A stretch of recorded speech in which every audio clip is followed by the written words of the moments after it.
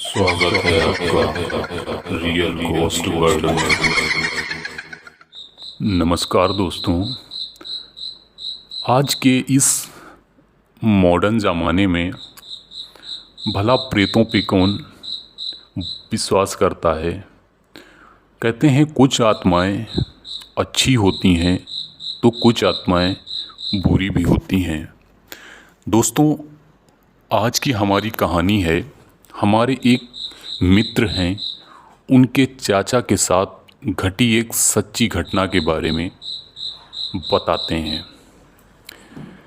अक्टूबर का महीना था, थोड़ी थोड़ी सर्दियां पड़ रही थीं और हमारे चाचा उस समय अपने खेतों में कुछ फसल बो रखे थे। वैसे हमारे खेत हमारे घर से काफ़ी नज़दीक थे और चाचा रोज़ रात में अपनी फसल को देखभाल करने के लिए रात में वहीं एक झोपड़ी बनाकर रहा करते थे। उस रात भी चाचा घर से अपना खाना खाकर निकल पड़ते हैं। उससे 4 रोज़ पहले बारिश काफ़ी तेज़ हुई थी। हमारे खेत जाने के रास्ते में एक बड़ा सा तालाब पड़ता है। उस तालाब में बारिश होने की वजह से पूरा तालाब ऊपर पानी से भर गया था।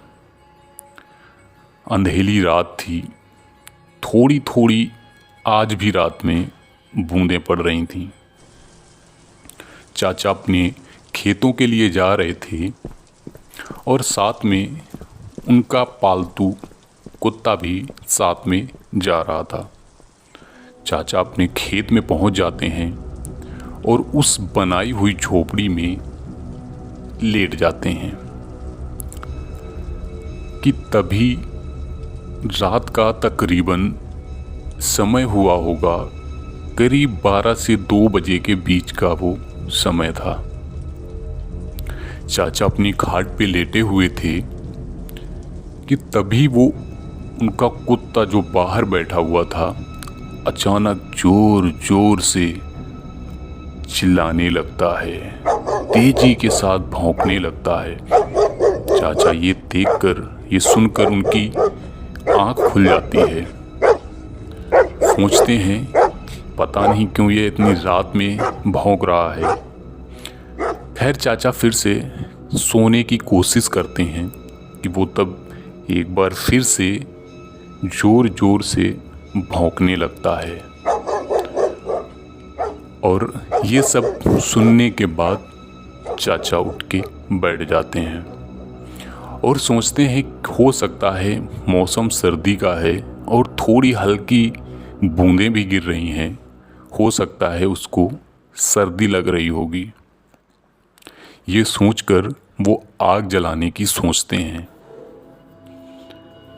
चाचा काफ़ी कोशिश करते हैं लेकिन वहाँ पे वो आग जलाने में काफ़ी देर लगती है क्योंकि सारी लकड़ियाँ, पत्ते सब भीग चुके थे। तो चाचा ने सोचा क्यों ना मैं अपने झोपड़ी के अंदर रखी हुई लकड़ियों को इकट्ठा करके आग जलाता हूँ। ठीक चाचा ने वैसा ही किया जैसा उन्होंने सोचा था। आग जला दी और उस कुत्ते को उसके पास लेकर वो बैठ जाते हैं। कुत्ता थोड़ी देर के लिए शांत हो जाता है तो वो सोचते हैं मैं उठ तो गया ही हूँ, क्यों ना मैं अपने खेत के चारों ओर एक चक्कर लगा के देख लेता हूँ कि क्यों ना कोई जानवर आ गया हो रात में जो फसल को बर्बाद कर दे। उन्होंने अपने झोपड़े के अंदर रखी हुई उस लालटेन को उठाते हैं और खेतों की तरफ चल देते हैं। मौसम काफ़ी बुरा था, खेतों में वो जा रहे थे और चारों तरफ घूम के आने के बाद वो देखते हैं कि उनकी आग जो थी वो काफ़ी धीमी धीमी पड़ चुकी थी, आग बुझने ही वाली थी। वो सोचते हैं चलो अब वापस लेटते हैं जाके। चाचा जैसे ही अपने झोपड़े के अंदर जाते हैं, उन्हें कोई अंदर खाट पे बैठा महसूस होता है। बिजली की जोरदार कड़क एकदम वहाँ होती है। चाचा थोड़ा सा अंदर से सहम जाते हैं और अपना लालटेन उठाकर अंदर झोपड़े की तरफ देखने की कोशिश करते हैं कि आखिर वो खाट पर कौन बैठा है। तभी चाचा ने आवाज लगाई, कौन है वहां, कौन बैठा है? उधर से कोई भी आवाज नहीं आती है। ये देखकर चाचा थोड़ा सा सहम जाते हैं। वो एक बार फिर से चिल्लाते हैं, कौन है वहां, चला जाए यहां से। इतना ही कहते कि अचानक वहां एक जोर सी हंसी उन्हें महसूस होती है। ये सब देख के चाचा अंदर से एकदम सहम जाते हैं और कुछ भी हो, लेकिन उन्होंने अंदर से अपनी हिम्मत को फिर से इकट्ठा किया और बोले, तुमको क्या लगता है मुझको डरा लोगे? ये आवाज़ चाचा की थी। चाचा अपना लालटेन लेके उस झोपड़े की तरफ बढ़ने की कोशिश करने लगे। उधर से आवाज़ आती है, क्यों, तू मुझको मेरे घर से ही भगाएगा? चाचा इतने सुनने के बाद में एकदम मानो कांपने लगते हैं और अचानक से उनके दिमाग में एक बात गूंजती है। ये कुछ ना हो, लेकिन आवाज़ जानी पहचानी थी। चाचा की दिमाग में इतनी बात जब सुनते ही वो सोचते हैं, आज से कुछ न कुछ तो इस झोपड़े में हुआ है। अचानक वो लालटेन लेके तुरंत अंदर की ओर हिम्मत करके बढ़ते हैं। पैर उनके कांप रहे थे, लेकिन वो अंदर बढ़ने की कोशिश कर रहे थे। अंदर बढ़े कि देखा आगे उनकी खाट पे उनकी बहन बैठी हुई थी। ये सब देखकर चाचा एकदम जोर से चिल्ला पड़ते हैं, क्योंकि वो बहन आज से करीब 15 साल पहले मर चुकी थी। दरअसल ये बात थी करीब 20 साल पहले, जब उसकी वो बहन करीब 14 साल की हुआ करती थी। चाचा उस समय करीब उस बहन से 4 या 5 साल उम्र में बड़े होंगे।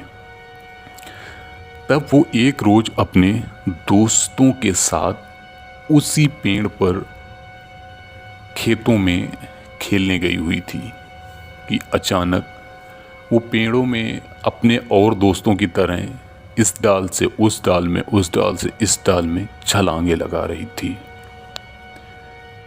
तभी अचानक एक डाल टूट पड़ती है और वो आग के नीचे जमीन पे गिर जाती है और वहीं उसकी मौत हो जाती है। ये सब बात अचानक उनके दिमाग में आ जाती है और अचानक वो उस बैठी हुई खाट में बहन को देखकर जोर जोर से रोने लगते हैं और उस तरफ अचानक उसकी आवाज आती है,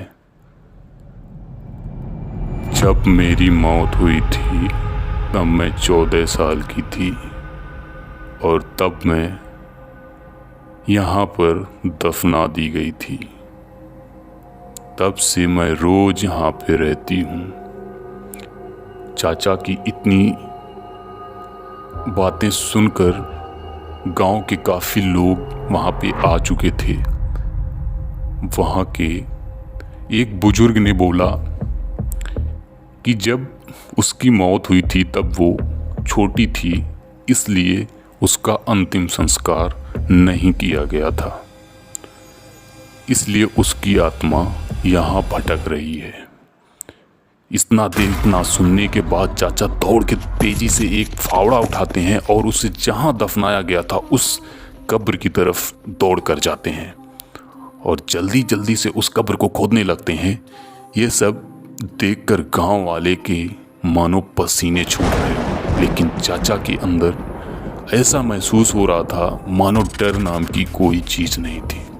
चाचा ने उस अपनी बहन को निकाला और निकालने के बाद में उसका अंतिम संस्कार किया, जिसके कारण आज उनकी बहन जो एक आत्मा की तरह भटक रही थी, उसकी आत्मा को शांति मिलती है। और गांव वाले कुछ अंतिम संस्कार करने के बाद, क्रियाकर्म करने के बाद जो भी कुछ काम होते हैं, उन गांव वालों ने उनका उसमें साथ दिया। दोस्तों, ये थी हमारी आज की कहानी।